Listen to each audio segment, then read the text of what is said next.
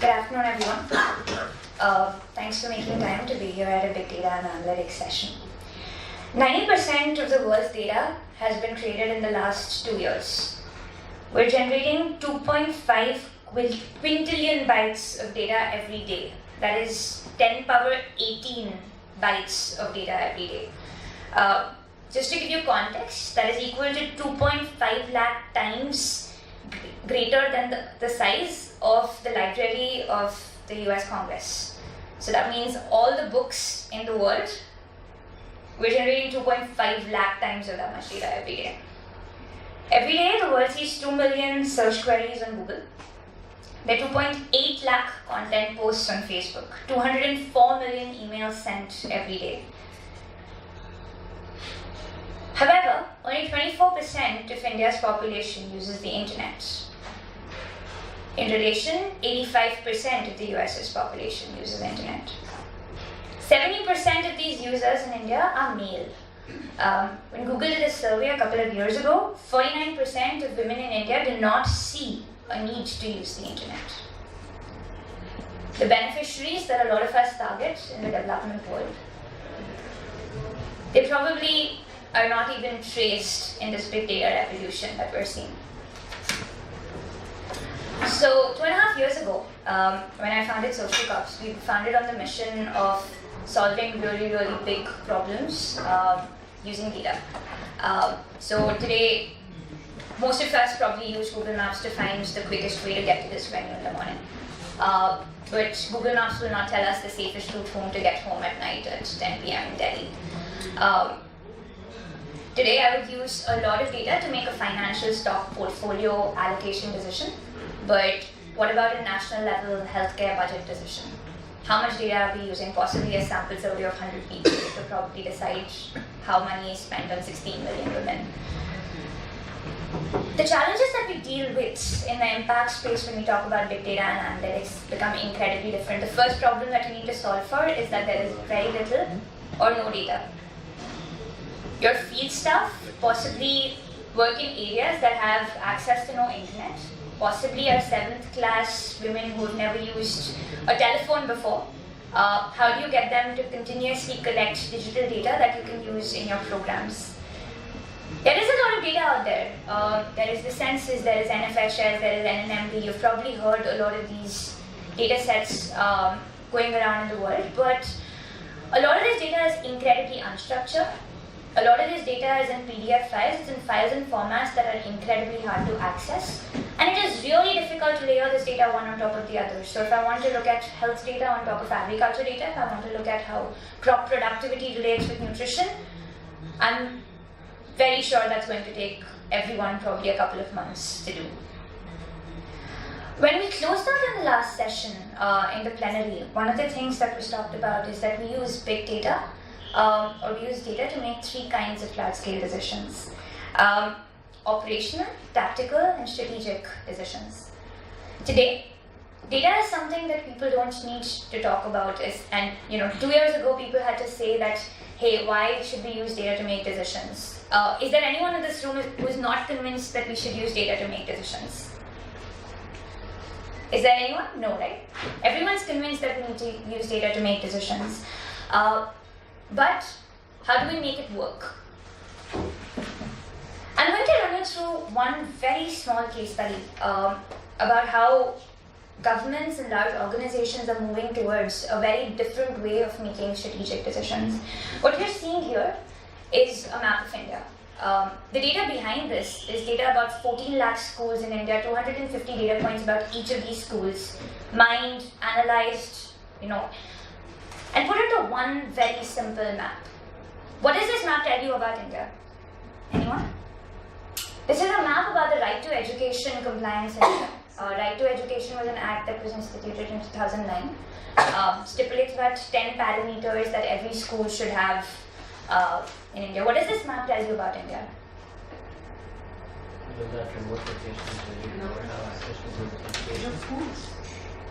So essentially, very quick analysis that will tell you that, hey, Maharashtra is doing really well, but Bihar is not. I quickly click on Bihar. So we're looking at Lakhisarai in Bihar. It tells you a district score where this particular district does against the state, where that does against all India. And I can immediately start going deeper and deeper into this and start playing around and understanding, okay, what are the things we're doing right and what are the things that we're doing wrong. So I, about a year ago, had a chance to show this to a district collector of the Krishna district in AP. So he looked at this, and this is all government data. This data is collected by the government. He looks at this and he says, oh, you know more about my district than I do. There is a lot of data out there in the world. It's just that the forms of presenting that information becomes really hard for most people to understand. Your decision makers don't understand data, but your decision makers do understand what decisions they need to take. So how do we convert these mountains of unstructured information into something that will tell someone a very simple story? The same district collector has a budget of 17,000 crores every year.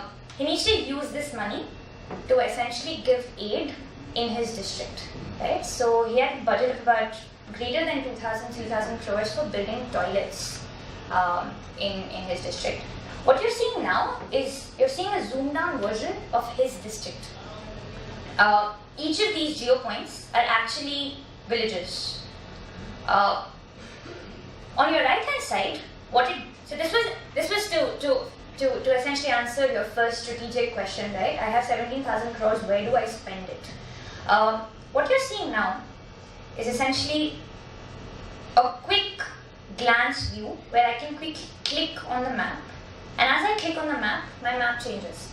So if I want to look at population, total number of households, where are my highest number of households?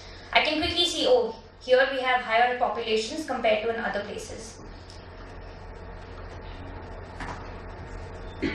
Now you're looking at that decision that he needs to make with his toilets, right? So this is where you're seeing households with toilets, and this is what a quick map visualization of toilet penetration in Krishna district. What can you tell from this map? Anyone? Like what are the quick things you're being able to see from this map? If you had money to invest in this district, where would you put your money?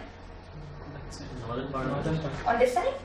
Yeah. Right? So you're seeing this cluster of villages here that for some reason tend to have a lower penetration of toilets. Can anyone take a guess as to why? Why do you think this cluster of villages here have a low penetration of toilets? The answer is actually in the map. Because it has low population. And it's probably not very well connected to road networks. Okay. The district collector is located somewhere near this area, and Okay. he is not aware about that. Vijayawada is here. You're right. This is Vijayawada. This is the district center. All right. What else? What else? The answer is actually in the map, and interestingly, this answer was brought about by the PDs, which is 2 levels below an IS officer. They were the ones who actually understood the correlation between what the map was saying and the data.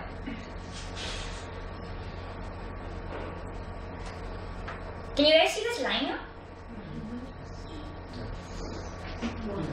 Okay. So that's actually the Krishna river. So the farther you go from the river, immediately your penetration of toilets reduce. Interestingly, before this, they were going to spend that money. So they were going to spend that money on media and communications to raise awareness in that cluster of villages about, you need to build toilets. Immediately that decision changed, and that decision became, let's get water to these areas. What I'm trying to tell you is that today we're already seeing governments at multiple levels, our largest philanthropic organizations, change the way they're making decisions. Things like this will allow us, and what big data and analytics will allow you to do is, if you have $100 to spend, how do you spend this money as effectively as possible to be able to get the maximum return on investment and the maximum impact that you'll be able to see.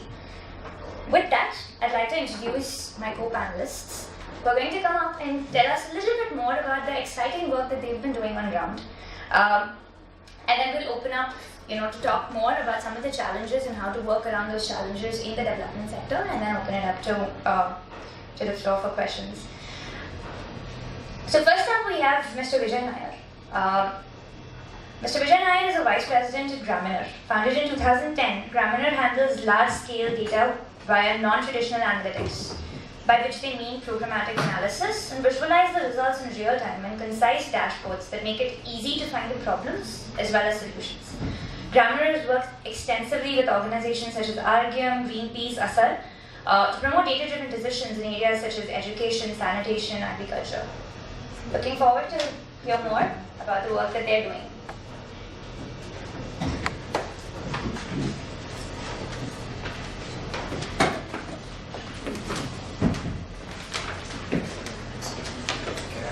I can minimize this, right? Yeah, sure. Yeah, thanks.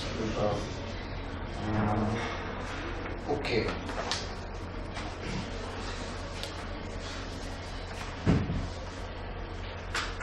Thanks for Tulpa. Yeah, it was a fantastic session. I really like the tool. Probably after this session, I would like to know what tool you use. I guess big data is a big buzzword. Everybody is talking about it. All the organizations are warming up to big data. They're investing a lot. But again, to your point, data alone is not sufficient to make the right decisions. What is required is insights. Now what happens, a lot of organizations, let's say we work with close to around 70 odd companies from Fortune 500 companies, and almost all of them have invested heavily on big data products. But what they engage with us because they are able to bring a storyline to the entire data. That's what is important. Why? Because you can see big data is all about numbers. As a species, we are familiar with numbers for the last, how much? 100 years? Text for the last 500 years, stories for probably last 10,000 years, but visuals since the time, that's like everybody is pretty much comfortable with it. So that's where we operate. We help organizations understand the data better. We work with governments as well. We've done some leading projects with Argyam, Greenpeace, basically around putting a storyline to the entire data so that everybody gains insights quickly and the data makes more sense. So basically we make data look sexy for most of the organizations. Now just to pick an example, this is probably the first case of visualization which was used. In 1854, London had a major cholera outbreak. Now anybody who's been familiar with London, they will probably understand this is a snapshot of the entire, this is a snapshot of the London map. So at that time the popular notion was cholera is probably the leading cause is pollution, because of pollution there's been a major outbreak. But Dr. John Snow felt otherwise. What he did, he did a complete research. He made notes of all the cholera cases, and on a London map he drew all the cholera cases using simple bars. What you see over here, all these bars are nothing but reported cholera cases. Any observation? Any quick observation? Maximum number of. Okay. Broad Street pump. Yeah, correct. Yeah, so what we observed, and he was able to project that most of the cholera cases were reported around Broad Street area pumps. So that was the leading cause. So this snapshot was enough to convince the management, the district authorities, to close the lever for Broad Street pump. They closed it and the cholera cases came down. So this is what visualization does. So let me just run you a few examples. I thought probably I'll run some live demos. Okay. Recently, I'm loud enough actually. Recently there was a dashboard which was launched by Mr. Venkaiah Naidu, Swachh Bharat. How many of us have checked the city ranking on that dashboard? All the cities were ranked on the basis of cleanliness. Mysore was the #1 city, followed by what was the second? Okay. Anyways, so that was actually our solution. Okay, let me just go to the dashboard. Okay. Yeah. So what you see over here, this we actually turned it around within 4 days time. We are given the data by the PMO. Within 4 days time, we turn it around. So these are all the cities. They are ranked from 1 to 73.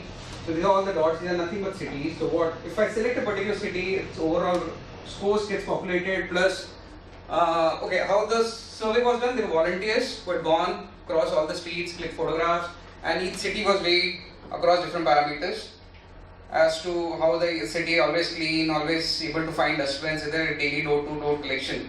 Now let's look at Delhi, Chandigarh, Shimla, Dehradun, Meerut, Ghaziabad, Meerut. Okay, anyways, let me just pick Chandigarh.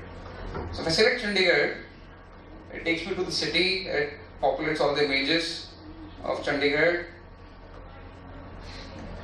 how the cleanliness is, how the citizen feedback across all, how it's been rated across all these cities. And then henceforth you can probably select a city from here, any other city, let's say Delhi, it's easier from here. And you see score, how it is, what it is. So again, a quick example, we turned out with 4 days, so a huge amount of data, it included some images as well, plus all the data points and the score against each questions, each parameters, how the city was ranked. And yeah, so we were able to give a quick dashboard view. Now let's look at a few more interesting examples. NREGA. Okay, this is one of the most debated topics in the parliament, whether it was launched by Congress, how effective it is, how effective.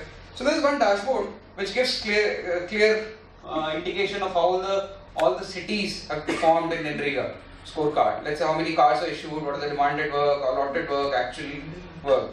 And these are all the cities. Let's look at Andaman Nicobar, 2.6 lakhs applied for cards, 100% issued. Dadra is not doing good. Few cities are doing good, but Goa has to pick up. Out of the issued cards, how many demanded work?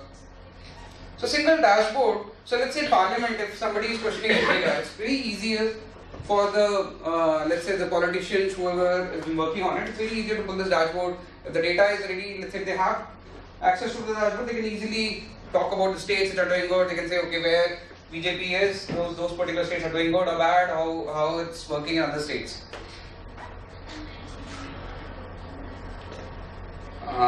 Let's look at another probably parameter. Let's look at the decisions. So Parliament, lot of decisions are taken. Lot of times there's a debate that how effective the Parliament time is being used. Now this gives a pre-2009 and post-2009 view of what are the decisions were taken. So the plot below shows a wider range of words and the shift in emphasis between the UPA government's second term, that is UPA 2 and before. Each bubble represents a topic in which a decision was made. Bubbles to the right indicate decisions made mainly post-2009, bubbles to the left indicate decisions made mainly pre-2009.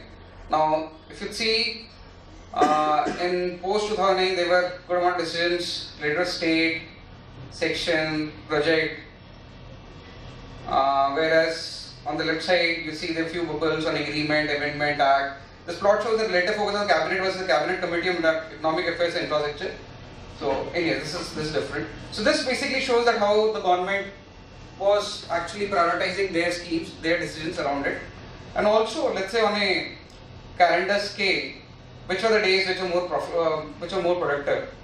So this each date which is shaded are the dates where the decisions are made, key decisions are made regarding policies, regarding any amendment. So darker the shade is, more decisions are made. For instance, March 2012 there were 17 decisions were made. So if you see April, June, May, June was totally washed out. There were no decisions made in the Parliament. Let's say Jan to October, decently, few days. Every Thursdays are usually more decisions are made.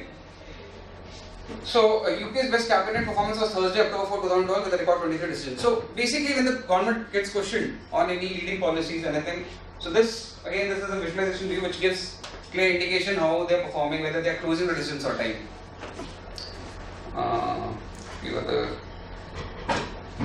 Another work which we did for India Today, basically they wanted to rate the best cities across different parameters to 11. So these are the different criteria which were evaluated: crime and safety, economy, education, healthcare, housing, investment, public care. So based on that, Chennai was the number 1 city. These are based on default rating. So let's say if you change the rating, let's say crime and safety, if you give 100%, and economy, let's say if you give 80%, then the ranks would change. Hyderabad is the most safer than Chennai.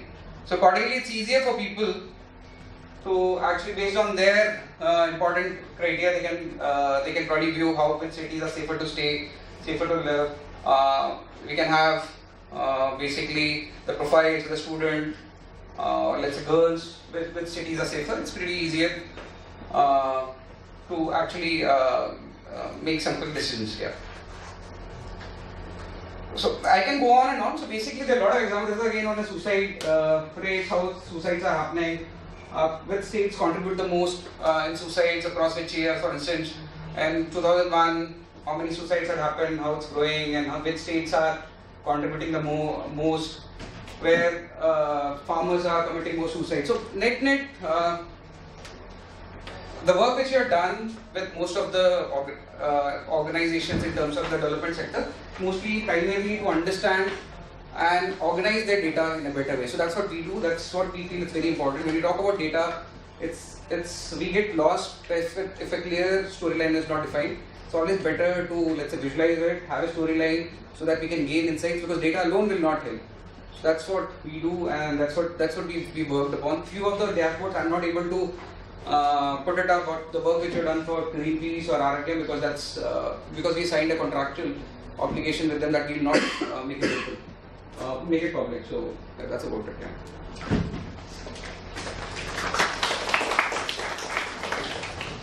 Thank you, Vijay.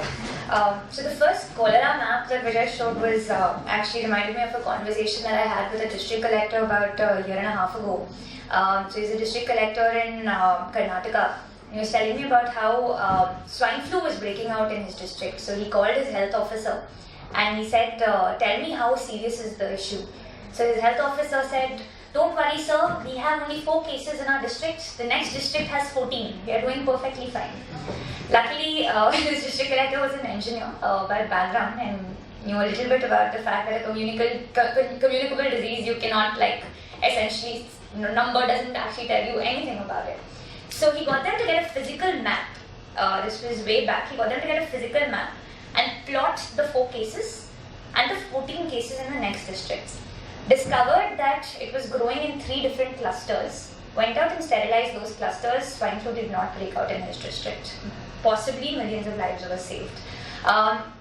So the power of being able to take data and make it useful is probably incredibly important at multiple levels, no matter how small a program you're running or how large scale or a national level decision that you're driving. Companies like Gramener or Social Corps would have the platforms to be able to allow you to probably do a lot of this in a couple of days and convert your decision making into a way like this. But then comes the challenge of how do you essentially build internal capacity in organizations to be able to make data-driven decisions. On that note, I'd like to invite Varun. Mr. Varun Mohan is a researcher working with Sambodhi Research and Communications. His research interests include public health, WASH, and livelihood, among others. He's also a data scientist and has conducted several training programs for data science beginners. He's also conducted various training sessions on research methodologies, conceptual statistics, sampling, and data analysis as well. So on that note, over to Varun. Thanks, Prakalpa. And so the people who came before me have really shown given a very insightful presentation on the power of visualization. Now the science behind developing these models and maps may be complex, may be difficult to comprehend, but when you look at these maps, you're able to easily interpret what the data represents. See how easy decision making has become because such platforms have cropped up in the last few years. So based on that note, and so you basically what I meant to say was that you don't really need to be a data scientist in order to make decisions on data. If you have a map like that, which is so easy and so simple to understand, you don't really need to understand the science behind data. However, being the budding data scientist that I am, I would like to dwell a bit on the science behind data now. More so on the challenges that we face of implementing big data, of incorporating big data rather, in the social and development sector. So I have a very brief presentation for you, if I can locate that here.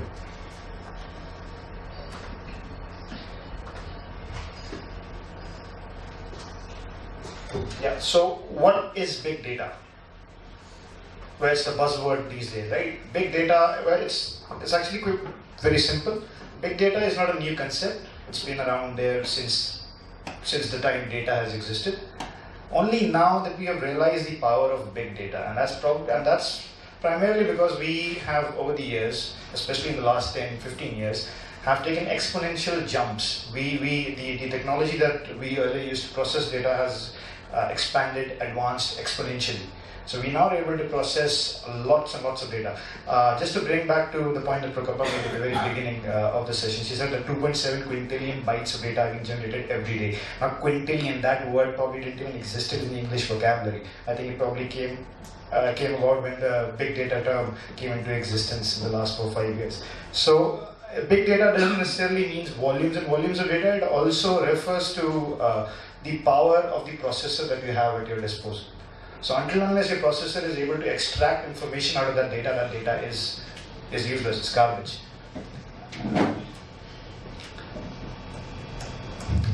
Well, I guess you all know what these pictures stand for. Amazon, Google, and Netflix, they are the biggest proponents of big data. They've been Netflix on the just to give an example. Netflix was recently launched in India as well. So Netflix actually, based on your profile, based on the so it's actually an online platform where people can watch movies and TV shows. And so based on the kind of movies and TV shows you watch, Netflix actually gives you recommendation on what other movies and TV shows you should watch. So it's actually monitoring your data usage in order to make your life easier, right? Google does the same thing. Google hits. It also tracks. I mean, then the question of privacy and confidentiality arises, but I think I will leave that discussion aside for a moment. Amazon does the exact same thing. So it's actually what it's doing. It's a very simple concept. Have you guys heard of machine learning? Well, basically, it is a sort of machine learning. So so Amazon learns from your actions. So for instance, last time you purchased an earphone, or say for instance last time you purchased a mobile phone, Amazon will then recommend you to buy an earphone. So it actually gives you, it's monitoring your activity at the same time, making your life easier, giving you recommendations and order. So my point here is that big data has been used quite extensively in the private business sector. However, its usage in the development sector is not as rampant, to say the least. And there are a few reasons why it's not as extensive in the development sector as it is in the business and technical sectors.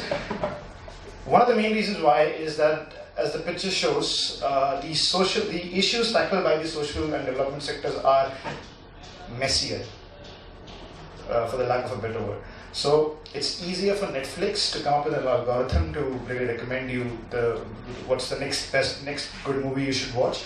However, for an organization like Save the Children, it's much difficult for them to come up with an algorithm to reduce diarrhea incidence by 5%. Right, so the issues are messier. The stakeholders that are impacted by the social and development issues are vast. They exist across different domains. Multiple players are involved, and that's one of the reasons why big data has not been used that extensively in development sector, because it's really not easy to tackle development sector issues. So there's another problem, and this problem also exists in the technical sector to a certain extent. However, they have over the years overcome this issue. But in the development sector, one of the major issues that exists is the quality of the data being collected. Now, many times the data that is being generated by development studies, it's either missing, it's incomplete, and the biggest of all evil is that data is antiquated. So census collects its data once every 10 years, right? So the data that we have right now is 5 years old. At the same time, I think it was also mentioned in the morning that the NSS, so the last round of benefits, came in the year 2005-2006. Now we won't have the next round, I think, until the end of this year, or probably even the beginning of next year. So the data that we have is not updated. And the other issue with development sector is that a lot of these organizations, now I won't belittle their efforts, tremendously good job. Whether it's government, whether it's non-government, these organizations have done a very good job. However, the problem is that these organizations, many a times they're competing for scarce resources. By scarce resources, I mean either grants, gifts, recognition amongst peers, public, press, And since there is a stiff competition between these organizations, they generally don't share data. So we don't really have a large data repository focusing on development sector issues. That's the biggest issue. And not only don't we have this large repository, this data is not even available for the public consumption as well. So as this was a very famous quote. I'm sorry I forgot to mention who made this quote, but nonetheless it says that only when data is aggregated with other data, analyzed, and most importantly visualized and made accessible to a multitude of stakeholders will the collection be truly valuable. However, with the advent of mobile phone technologies, big data is getting slowly incorporated in the development sector. Mobile phones have made life easy. They have made a data entry operator out of almost all of us. And even the rural people, the penetration in rural areas has been quite immense. So mobile phones have been used by various organizations to connect patients with doctors. It's primarily used a lot in the healthcare industry.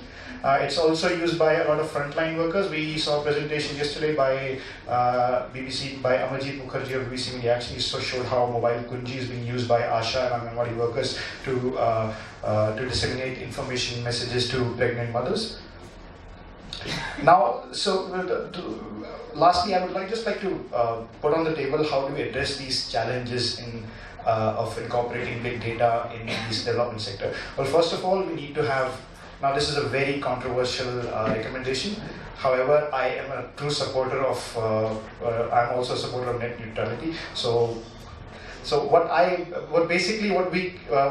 we should work towards is to have a big, large repository of data.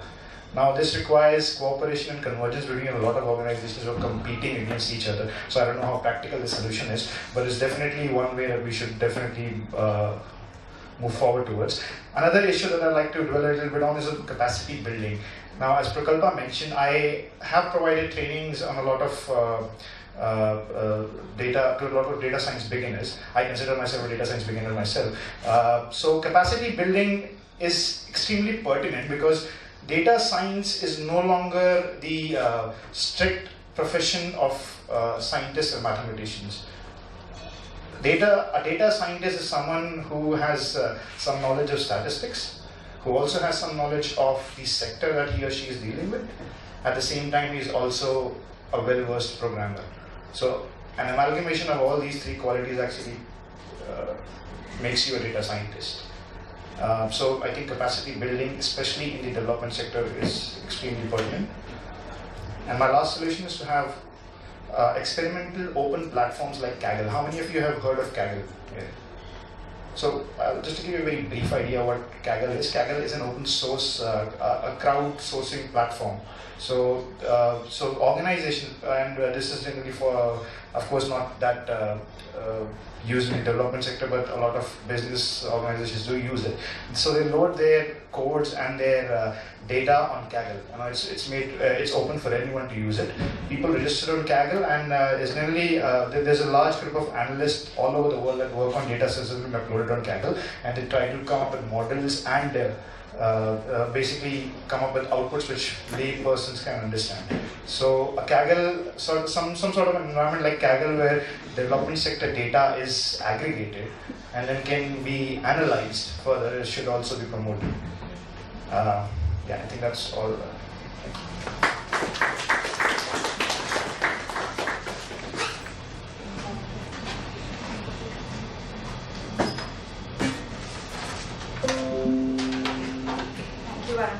The interesting example that Varun shared around how Netflix and Amazon essentially use big data. So essentially, if today I search for shoes online, tomorrow I'm going to get an ad in my email saying buy shoes from here. Interestingly, even in the development sector, some of these solutions have started getting used in multiple places. So in one of the districts that we were working in, what the government did was they essentially used data about every beneficiary. So there were about 150 data points about every citizen. This data was used, and at the back end, an algorithm was generated to understand what government schemes is this household eligible for, and what government schemes can they avail to actually bring them out of poverty. Meaning that if you have, if you're somebody if you have a girl child from the age of 10 to 16 and she has a certain kind of qualifications and she comes from an SC family, what can she do? So what they did was they created this very simple interface for people to enter their mobile number and at the back of it get to know what government schemes they were eligible for and could start availing. So the development sector has started targeting even government schemes, budgets and eligibility criteria at a very, very micro level. Another point that Varun brought about was the people that you're dealing with. So one of the biggest challenges in the development sector is collecting good quality data, right? So the people who are collecting data for you are possibly going to be people who do not have access to, technology, probably don't understand data as well. On that note, I'd like to invite up Harit. Harit is an AVP at Croplan Technology Solutions, an organization with a vision to transform agriculture in India and abroad by promoting data-driven farm solutions. Croplan offers cloud-based analytics solutions to farmers that enable them to take informed decisions about crop choice, price, market situation, etc. He believes that agriculture is a sector which offers tremendous opportunity in terms of growth, and given prevalent farming practices in the country and poor conditions of the growers, there is much that needs to be done in the sector. I'd love to have Harit talk to us about how do you make data something that is used by a person who probably doesn't know what data is or understands the word data.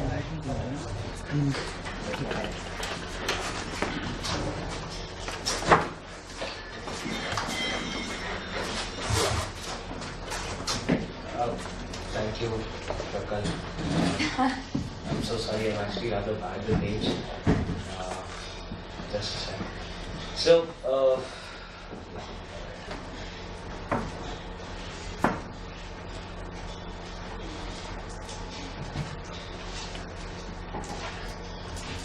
right.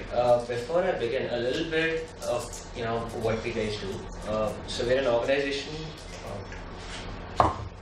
We're an organization about 5.5 years old, and we have been actively working with a lot of farmer groups, agri-businesses, and the markets themselves, and understanding what are the requirements of the market, of the farmers, and of these agri-businesses. A major challenge, in this entire, in the entire operations that we have faced is that agri-businesses themselves, like certain organizations that have anything to do with agricultural produce and processing it, is that they know everything once the produce reaches their doorsteps, but they do not really know anything that's happening at the back end of things. Like A, how the produce grows, B, is it sustainable, C, is it coming from genuine sources, and D, is the farmer paid enough for the effort that they are making. Interestingly, we have also seen a lot of things.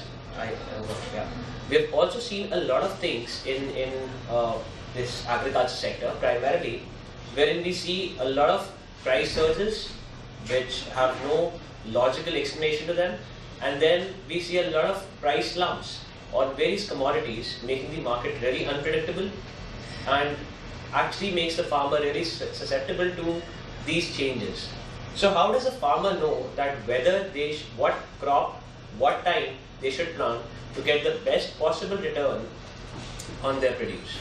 So these are a couple of challenges that we are trying to solve. We've been working with a couple of farmer producer organizations, and there's a small demo that I would like to display out here and let you guys know about it, as to what data points we collect, how do we make sense of that data, and how does the farmer who's there right at the grassroots level is benefiting from it. Well, given that we are all a cloud-based solution, we often use similar logins. So please do not think that there's the same thing. So.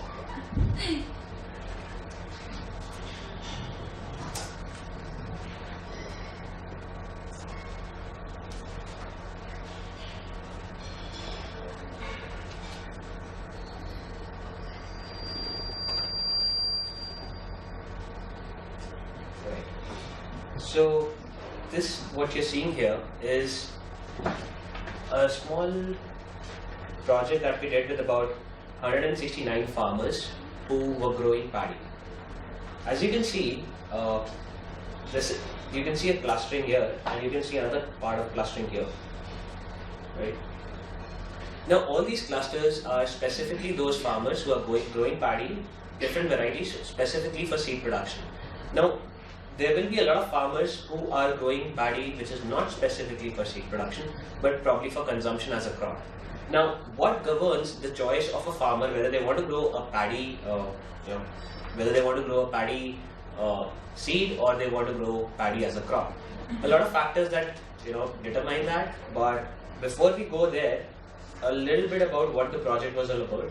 So this dashboard gives you an overview as to how many farmers were involved, what were the total number of plots on which this particular activity happened, and what was the acreage declared and audited. Now, there's a small challenge which comes with small land holdings. So suppose, given that farming is something of an activity which happens throughout the generations, so you have my great-grandfather telling me that this piece of land is about 4.5 acres. Then my grandfather tells me this piece of land is about 4.5 acres. Now, my father tells me this piece of land is 4.5 acres, and by default I'll also say that this piece of land is 4.5 acres. However, it may or may not be 4.5 acres of land. Why? Because over a period of time, the way we measure land, or for that matter any unit of measurement, has improved drastically. So in the olden times, we used to have very inaccurate ways to measure land, and which results in such ambiguity. Now, this may seem like a small ambiguity, but the problem is it's actually big. So for example, if I'm working on say 1662 acres of land, the problem with this is if there's a deviation of about 2%, 2.3%, which is evident here, we see that this results in a deviation in the crop of almost about close to 10%. Now that kind of deviation is something to get worried about, because actually our farmer inputs everything based on the assumption that he's farming 4.5 acres of land, but what he's actually farming is probably less, right? And in cases where the deviation is on the positive side, we see that the farmer is probably not utilizing the entire land available to them. Also, there was another problem that we encountered when we started auditing these land areas, and what we realized was almost 4% of the land is wasted by actually demarking boundaries. Now, if as farmers, as a collective group, we do not have boundaries, we can actually increase the effective area under farming by almost 4 to 5%. So that's where farmer producer organizations come into the picture, and that's where large scale heavy machinery can be used for making mechanized farming in India a reality. The problem with mechanized farming in India is that given that we have got very small land holdings, it just isn't economically feasible. Right? So then the other segment talks about tons of harvest forecasted, and this was the loss reported, and this was the tons of re-estimated harvest. Now, all this gives us an idea that how are we able to predict that what kind of a harvest forecast is expected. Going into a little bit of intricacies, I hope I would not be boring all of you, but every time a farmer purchases or procures seed from a said brand or a said retailer, they end up having a minimum germination rating, that 60% of those seeds or 70% of those seeds are going to germinate. Suppose an acre of land has about 1 kg of seed is utilized for growing crops, it's going to result in almost 10 tons of harvest. Going further, what happens when A, that area is less, B, when there is any kind of calamity or any kind of weather issues that come across, and how do we deal with them? So for that, I'll just click on any one of these balloons here.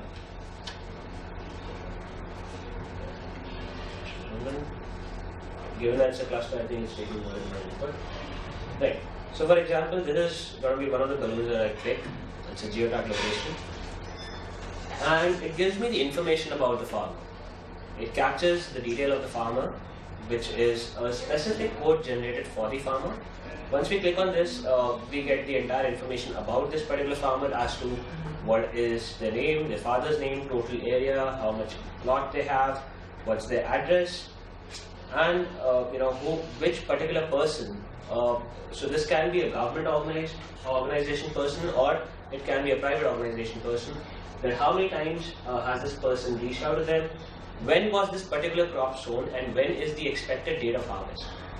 Now, why is something like the expected date of harvest important at a macroscopic level. So imagine that this is one farmer. What about if we have about 5 million farmers on board?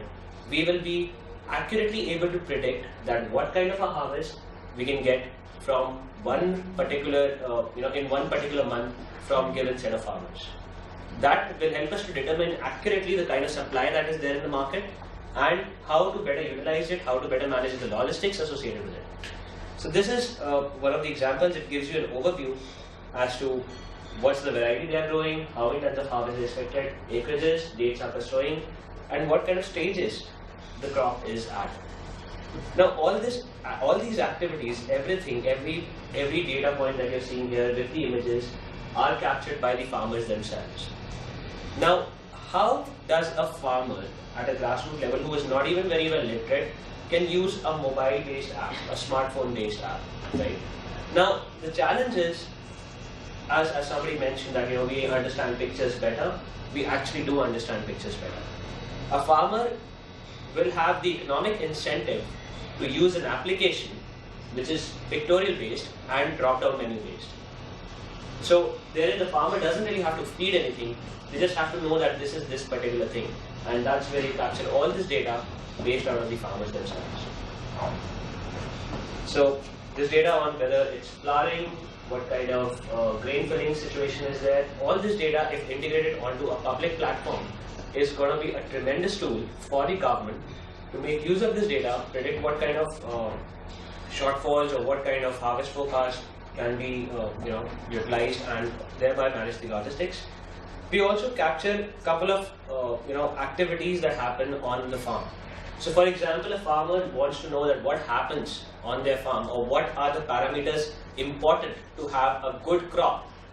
That kind of an education is what the farmer gets. So for example, if I talk about the female nursery emergent stage, so this is the field history, whether that farmer was growing paddy there or if he was earlier growing some other crop, was the seed treatment done, what was the density of the seedlings, germination rating, or what kind of a germination rating is there, was basic fertilizer done. Now, you guys are seeing all this data in English, right? But this data was actually fed in Rajasthani or Hindi.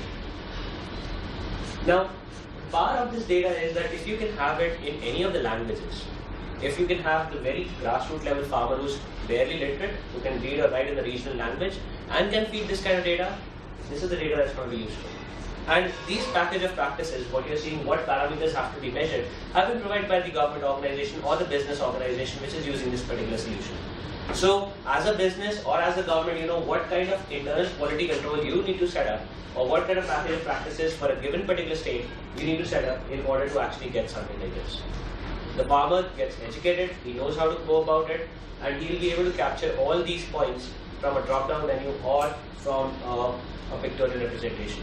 And all they need is a day or maybe a 2 days training or 3 days training, and they're set to go on the field. Incidentally, it also tells you that when a particular activity based on data sowing was supposed to be completed, when was it completed, what were the chemicals or fertilizers or insecticides were added to the particular crop, whether they were scheduled, whether they were not. Now, for example, I do not know how many of us are familiar with the agriculture scenario, but take for example somebody is growing 1 acre of sugarcane. Now, in villages, you really do not, the farmer doesn't really know that how many kgs of urea or NPK fertilizer or phosphorus is required for the plant. But what he knows is 1 katta dalega, 2 katta dalega, which is a local dialect which talks about that 1 katta happens to be about 50 kgs. So translating that into meaningful data which has insights like these is what we are doing at the ground level. Now, also what we are integrating is something along the lines of weather information for the farmer. At that particular location, we are able to measure the temperature and what kind of a climatic condition, humidity, barometric pressures are there. So what Cropin is also doing in the field is we are planting small sticks, Cropin sticks we call them. They're smart sticks, they have sensors in them and they capture barometric pressures, they capture local temperatures. Something happened to this. Local temperatures and everything at that particular location. Now, this is how we have captured all the data. Now, how do we make sense of it? So we just go over here, we go for an overview, and push on a note, and we tell you that how we make sense. We have time. We have 10 minutes left. 10 minutes, more than that. No, as in like for the rest of the session. Okay. So, Alright. so if you could like wrap up in I'll like just wrap up. the next Okay. minute or two. I hope it goes. So this is a report section which, well, once it comes online, we'll be able to see that how these reports are actually helping farmers and the businesses to take better or rather well-informed decisions.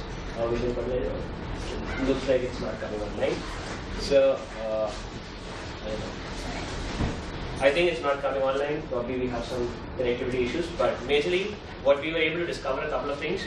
So the variety that was being planted by the farmers in this case was a variety of seeds which were supposed to be resistant to particular kind of pests. They did not have any pest attacks except for one, which is called a leaf folder attack, used by a particular fly to lay their larva and thereby make their own cocoon and everything. So that was what we were able to see, which is not something we are able to see here. So wrapping up on this note, we would like to begin with the session, right? Yeah. So I think we should go. Right. Thanks a lot. Thank you to all of my co-panelists. I hope this was useful to be able to like just open up your eyes on just what all is possible, right? Like today, big data is everywhere. Today, analytics can be used in every single part of your program, right? Right from where should you go, which district should you enter, what should you invest on, should you focus on a women empowerment program or a health program. Once you start, are you doing everything the way you're supposed to be doing? Is it actually leading to impact? What should you change? What should you improve? And all of that in a real-time basis.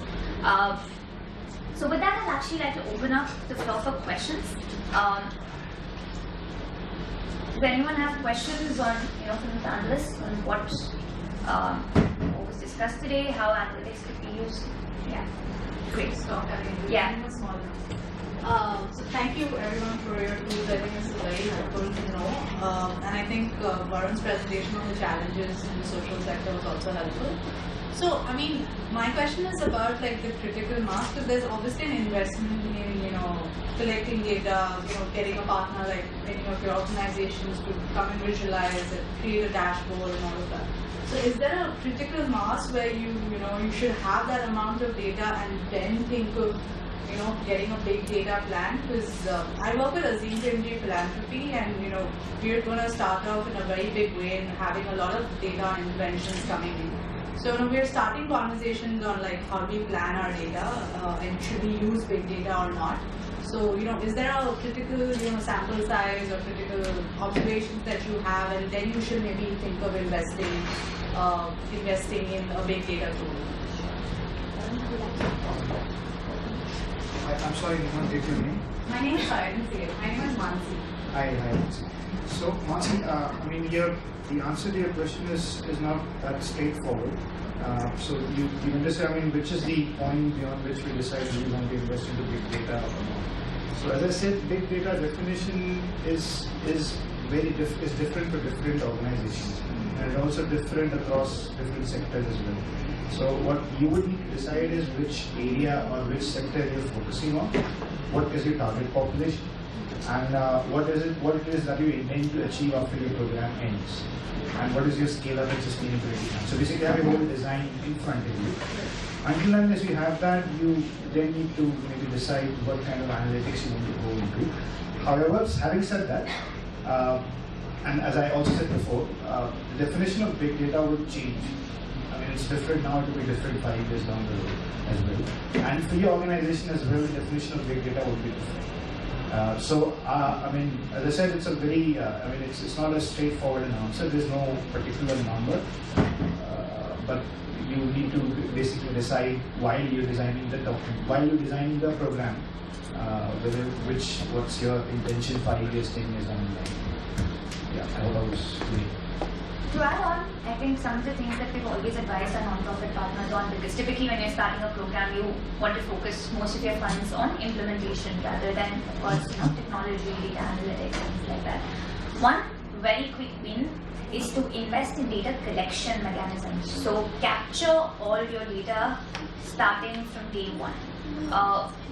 Make sure that right there, every beneficiary that you're reaching out to is tracked, and every interaction you have with your beneficiary is tracked.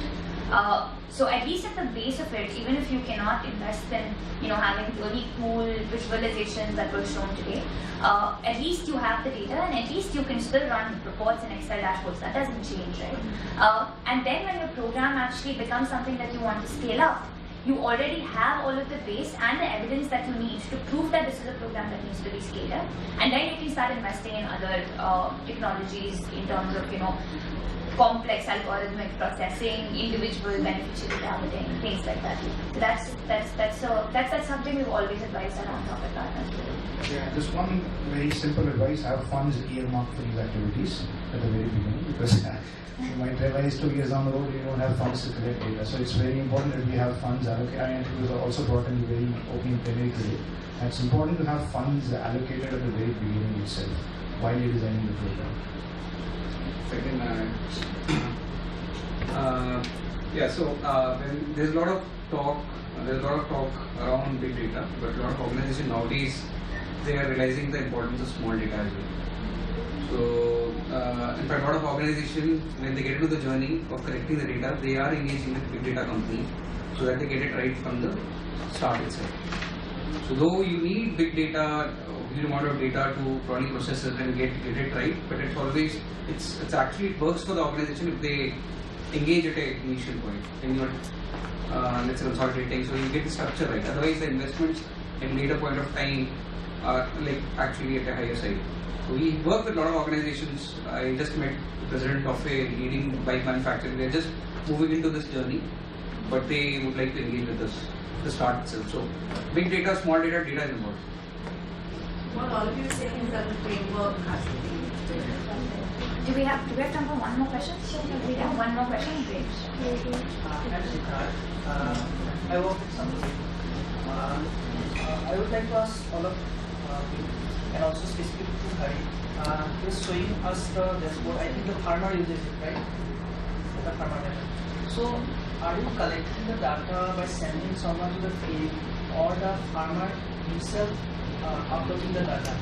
Like, are you crowdsourcing information from farmer itself, or you are again having some checks on it? What sort of mechanism you are following there? Because we have data at a micro level, we have issues of collecting all the data. If we can engage the people to contribute the data themselves, and then we analyze us asking.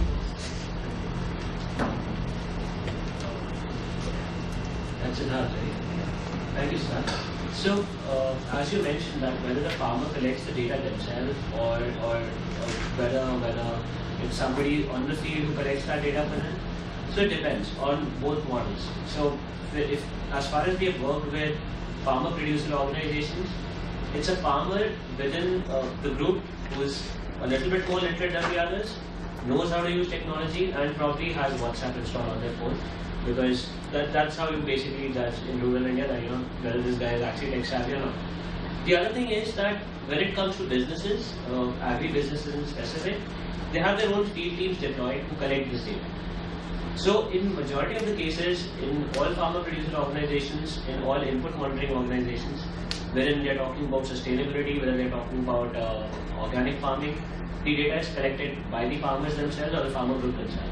So one farmer takes care of about 20-25 farmers with them, and then they go about collecting data. Of course, we have to make sure that it's intuitive, it's simple, and easy to use.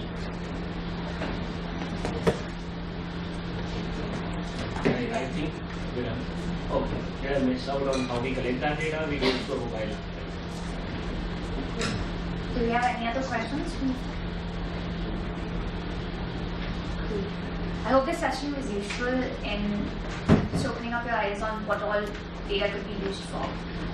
As you think about the programs that you're going to start running in the next couple of years, I really hope that this session will be useful as you build the frameworks for these programs, as Nancy actually mentioned. How you're going to collect data. There's very, very low cost ways out there to use 2,000 rupees phones, use things that work completely without the internet. and leverage your field staff that already exists to collect one data point today. Collecting the right data point today over a year is going to help you make a lot of really high quality decisions better. So from there onward and upward. Thanks, Gurpurta. Thanks everyone for such a great discussion.